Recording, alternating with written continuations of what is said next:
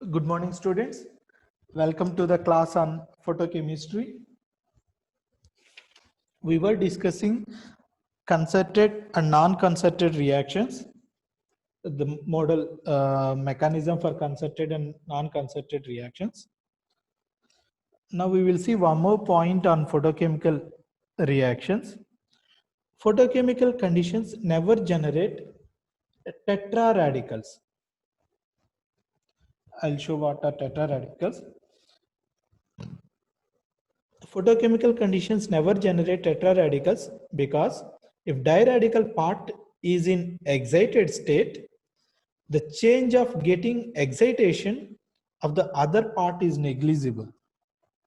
Now, what is tetrastate? For example, when we have a diene and when we pass light, generally one of the double bond will be excited. So one of the double bond will give the radicals. So this is called diradical. Diradical. This is possible, but because you have two double bonds, just because you are having two double bonds, so you are passing light. Don't think that. Sorry, there is a possibility for tetraradical. Tetraradical.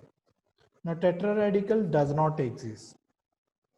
Okay, I'll write clearly like this. Okay, two electrons of this double bond, two electrons of this double bond. So such tetraradicals will not exist. Why? As I shown in the non-concerted mechanism, first one of the double bond will be excited, then this will undergo a chemical transformation with the other double bond. So that means simultaneously both the double bonds cannot be excited. Okay, if both double bonds are excited, that is called tetraradical, but that does not possible. Okay, so never try to write four radicals whenever you have a two double bonds. Okay, there is always a possible for diradical. Okay, tetraradicals will never exist. Then I'll give you the lifetimes of some photoactive materials. Generally we use acetone, benzophenone, benzene, biphenyl. In organic photochemical reactions, either as solvents or as a sensitizer. I'll also explain what is sensitizer. Now we will look at the singlet state lifetime of these compounds.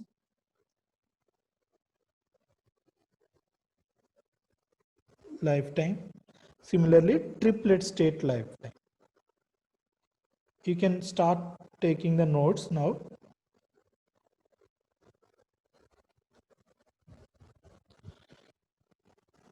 Both are expressed in terms of seconds. Now for acetone, the singlet state lifetime is 2 into 10 power minus 9 seconds, whereas the triplet state lifetime is 6 into 10 power minus 4 seconds. Now, you please understand that singlet state lifetime is very, very small compared to the triplet state. Triplet excited state is more stable because it is lower in energy than the singlet excited state. So singlet state lifetime is lower than triplet state. Now for benzophenone, it is 5 into 10 power minus 12 seconds for singlet state lifetime, whereas for a triplet state, the lifetime is 6 into 10 power minus 3. That means it is more stable in triplet state than acetone. For benzene, it is 10 power 8 into 10 power minus 8 and 6.3. So that means benzene triplet excited state is even more stable compared to the other two, benzophenone and acetophenone. For biphenyl, it is 1.6 into 10 power minus 8. For triplet excited state, it is 4.6. Generally, these compounds are used. Acetone can be used as a solvent. Benzophenone can be used as a solvent. Benzene can be used as a solvent. Biphenyl also. But at the same time, in photochemical conditions, they are also used as sensitizers. They are also used as sensitizers. You can take the notes, okay? What are sensitizers? Generally, in photochemical reactions, not all starting materials will absorb light. Not, okay? So all starting materials may not absorb light. Then how do we perform a photochemical reaction? Photochemical reaction means it has to absorb light, then it has to undergo some chemical transformation. But if it doesn't absorb light, then it cannot involve in a photochemical reaction, right?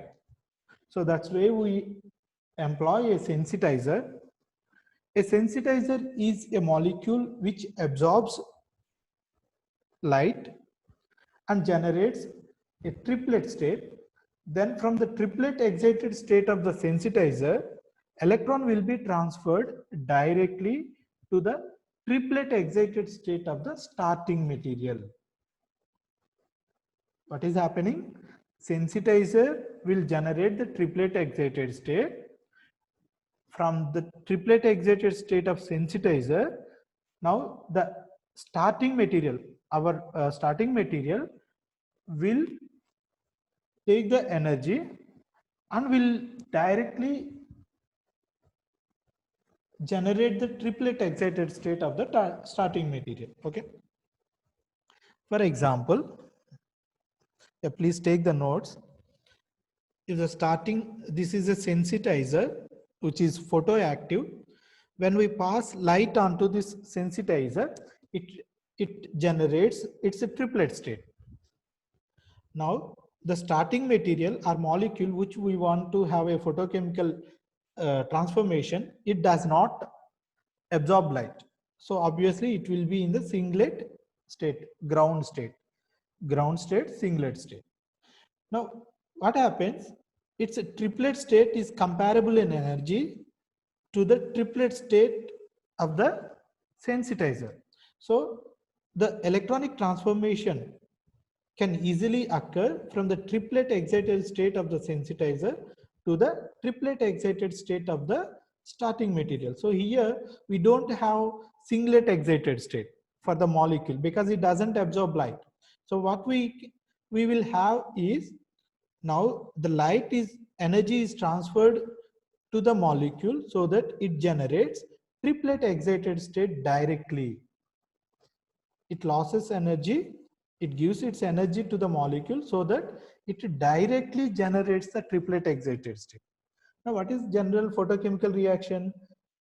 When we pass light onto a molecule from the ground state, singlet state, it has to go to excited state, singlet state. Then if the triplet state is possible, then it has to generate the excited state, triplet state. But if some molecules doesn't absorb light, then it is difficult for us to have this to generate this triplet excited state. So in that case, what we will do, we will add a sensitizer, one among these four. Then this sensitizer will absorb light and generates its triplet state. From this triplet state, the energy will be transferred to the molecule so that it directly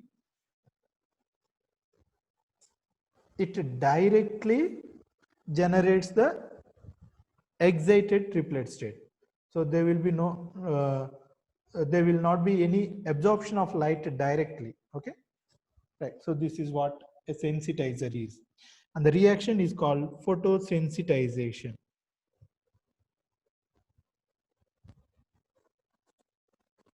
The reaction is called photosensitization. Now we will see some examples on photochemical reactions. First, I'll give you an example for photoisomerization or photoisomerization. This is a cis molecule.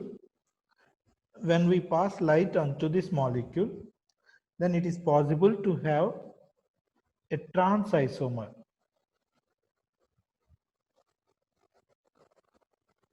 This is trans, right? So a cis isomer can be converted to a trans isomer under photochemical conditions. So it is what is called photoisomerization. Photoisomerization.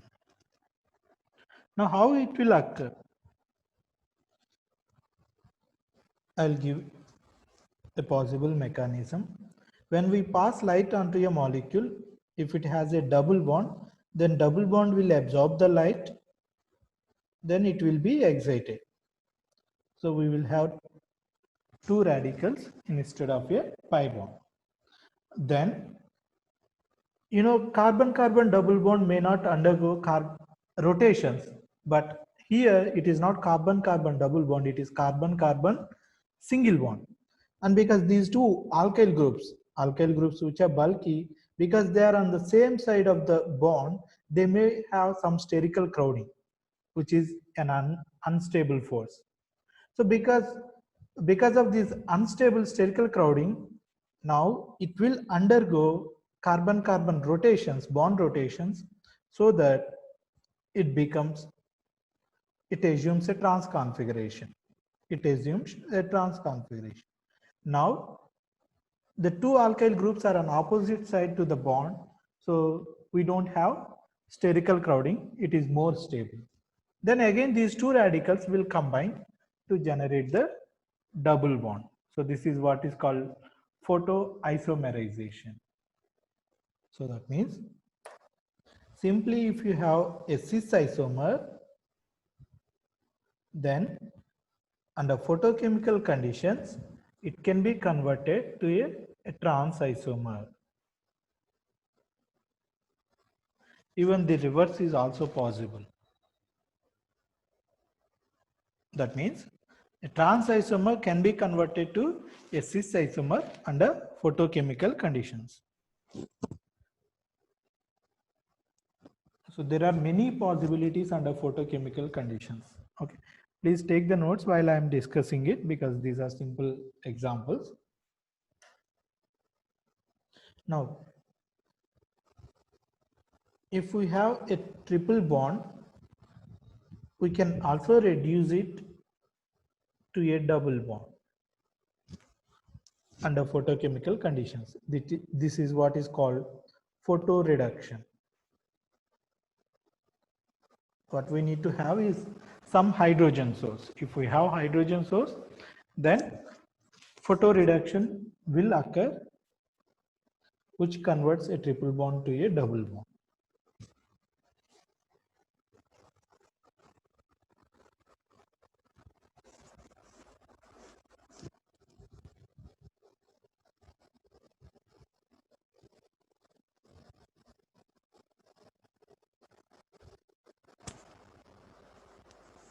Please take the notes while I am explaining.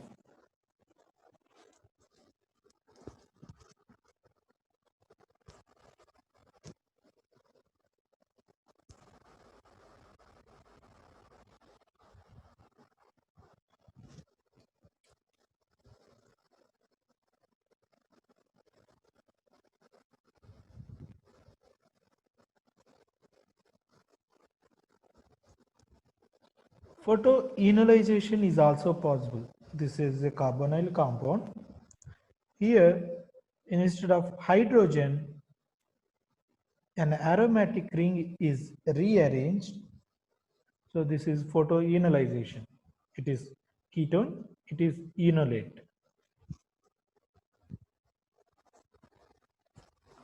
This is called photoenolization.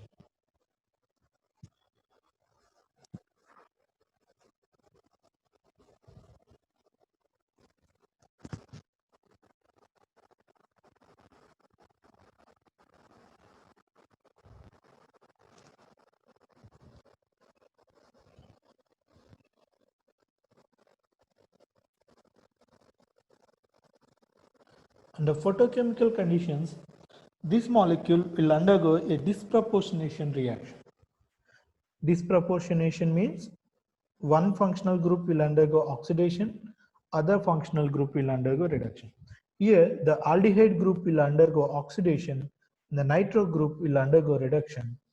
So it gives a disproportionation reaction.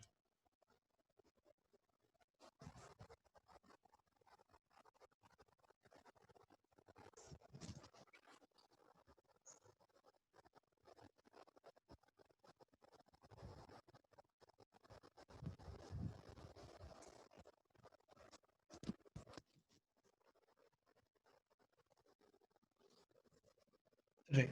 In the next example,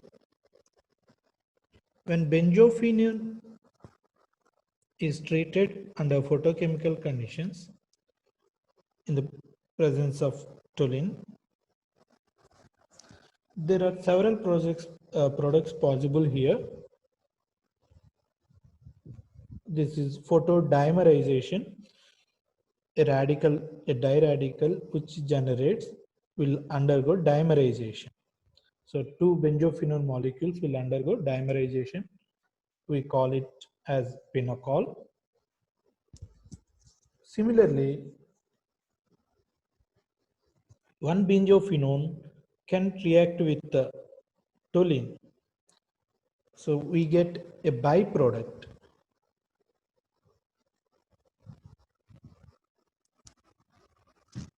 Or toluene may undergo dimerization. These two are byproducts. Okay, pinocol formation is a major product, and these two are byproducts.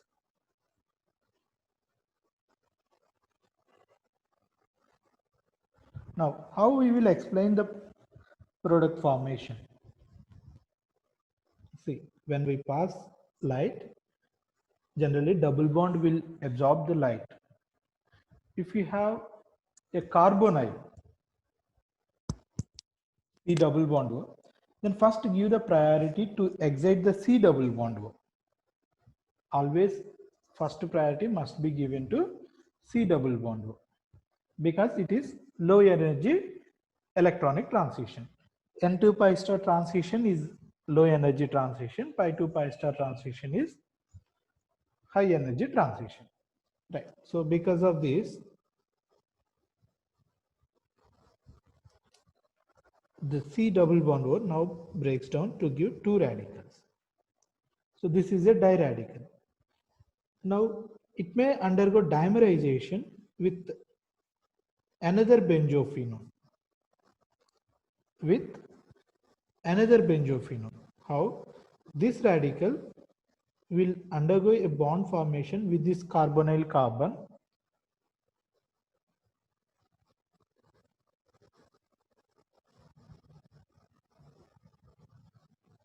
So it generates two oxygen radicals. These two oxygen radicals may pick up a proton radical from the toluene. From the CH3, this can pick up a proton radical, hydrogen radical. This will also pick up another hydrogen radical. So it generates the pinocol. So this is how the pinocol product formation is explained. Okay, so the carbonyl first undergoes excitation. So it generates a diradical which will undergo dimerization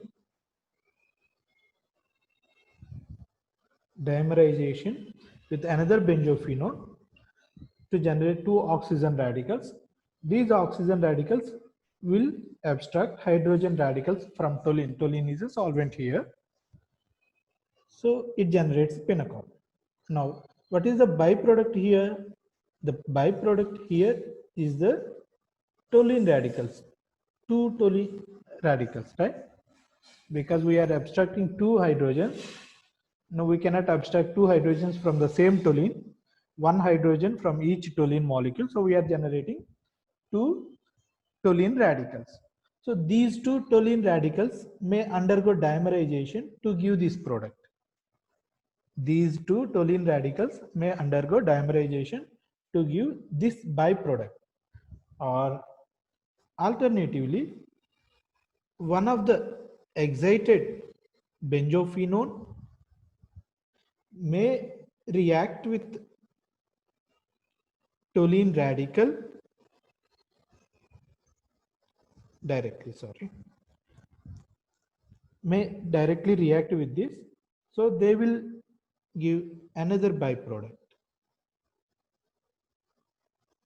pH OH. Okay. So this is how we can explain the formation of three different products in this reaction. Okay. Please take the notes.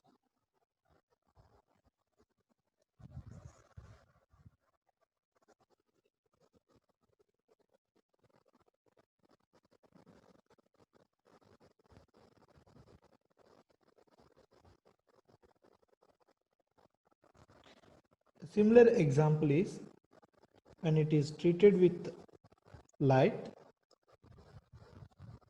it will undergo photoreduction followed by cyclization to give this product.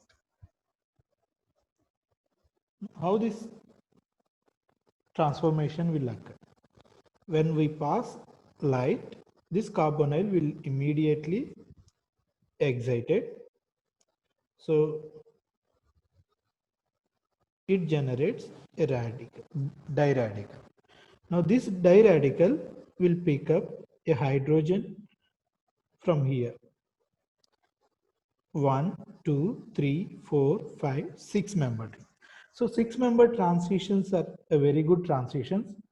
So oxygen will pick up the hydrogen radical. Okay. This is what is called hydrogen abstraction from sterically proximate carbon. Hydrogen abstraction from sterically proximate carbon. Then these two radicals will undergo a bond formation. This is what is called hydrogen radical abstraction from a sterically proximate carbon. What does it mean? It means that hydrogen abstraction from a nearby carbon. How it will abstract? Generally, it takes 6 member transition state. 1, 2, 3, 4, 5, 6. So hydrogen to oxygen, it is 6 member. So with the 6 member transition